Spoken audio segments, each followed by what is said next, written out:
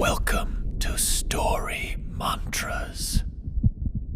मेरी माँ को हाल ही में सुअर का खून खाना बहुत पसंद है। वो इसे पकाकर नहीं खाती बल्कि कच्चा खाती है। मैंने अपनी सहेली को यह बात बताई तो उसकी शक्ल बदल गई। कुछ लोग मरने के बाद सोचते हैं कि वे अभी भी जीवित हैं, वे ये लाश बन जाते हैं। यिनशी खून पीकर पेट नहीं भरता तो वह इंसानों को खाना शुरू कर देता है। यिनशी इंसानों को खाता है, आमतौर पर अपने आसपास के लोगों को चुनता है। तुम देखो आज रात वो तुम्हारे कमरे में आएगा या नहीं। नतीजा, आधी रात को मेरी माँ सच में मेरे कमरे में आ गई।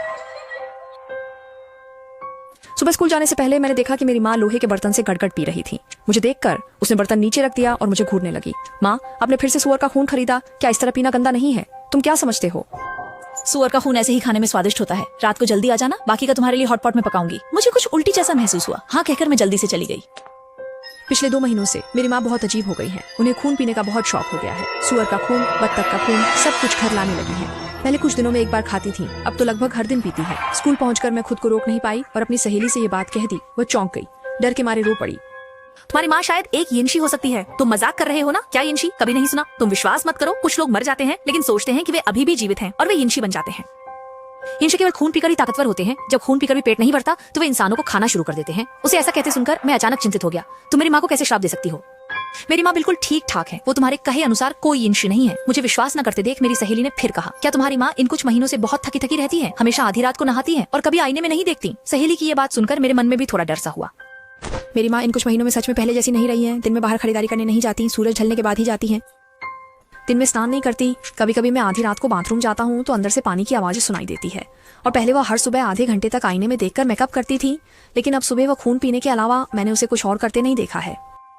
मेरी बात सुनकर मेरी सहेली ने गंभीर चेहरा बनाया। छाया लाशें दिन में सोती हैं, रात में बाहर जाती हैं, आधी रात को नहाती हैं ताकि तुम लोग उनके शरीर के धब्बे न देख सको।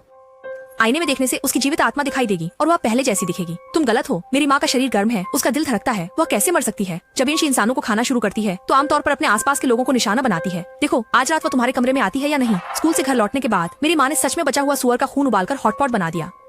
पहले उन्होंने मेरे पापा को एक टुकड़ा दिया, फिर मेरे भाई को एक टुकड़ा दिया। जब मेरी बारी आई तो मैंने धीरे से कटोरी हटा दी। माँ, मैं नहीं खाना चाहता। मेरे न खाने की बात सुनकर माँ का चेहरा तुरंत उतर गया। नहीं, खाना ही होगा। कोई चारा नहीं था, मुझे एक और खाना पड़ा।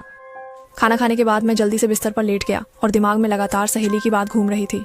क्या माँ सच में एक यिनशी है? क्या वह रात में सच में कमरे में आकर मुझे खाएगी? गलत गलत, ये कौन सा जमाना है? अब भी भगवान और भूत की बातें। मुझे लगता है कि मेरी सहेली जानबूझकर मुझे डरा रही है। ये सोचकर मेरा मन शांत हो गया और थोड़ी देर में मैं बिस्तर पर सो गई। रात के 1 बजे तक मैं पानी की आवाज से जाग गई। ये आवाज जैसे बाथरूम से आ रही थी। मुझे अनायास ही सहेली की बात याद आ गई। आधी रात को नहाना इसलिए है ताकि हम शव के धब्बे न देख सकें। अभी जो आराम मिला था वो तुरंत ही फिर से तनाव में बदल गया। मैंने आधे दिन तक हिचकिचाया लेकिन फिर भी देखने का फैसला किया। दरवाजे पर पहुंचकर मैंने देखा कि बाथरूम का दरवाजा पूरी तरह से बंद नहीं था, उसमें एक दरार थी, इसलिए मैंने चुपचाप वहां देखा। इस समय मेरी माँ पैर धो रही थी। उनके पैरों पर कुछ भी नहीं था, सब कुछ चिकना था।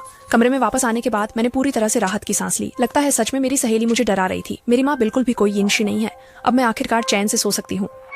लेकिन मैं अभी लेटा ही था कि अचानक मेरे कमरे का दरवाजा खुल गया और भारी कदमों की आवाज आई। ये आवाज रोज की तरह नहीं थी, जैसे कुछ अलग, कुछ धीमी, कुछ भारी, जैसे चल नहीं रहा हो बल्कि कूद कर आ रहा हो। कदमों की आवाज मेरे बिस्तर के पास आकर रुकी। मैं डर के मारे तुरंत अपनी आंखें बंद कर लीं। अगले ही पल मुझे अपनी गर्दन पर कुछ ठंडक महसूस हुई, जैसे कुछ लगातार उस पर रगड़ रहा हो।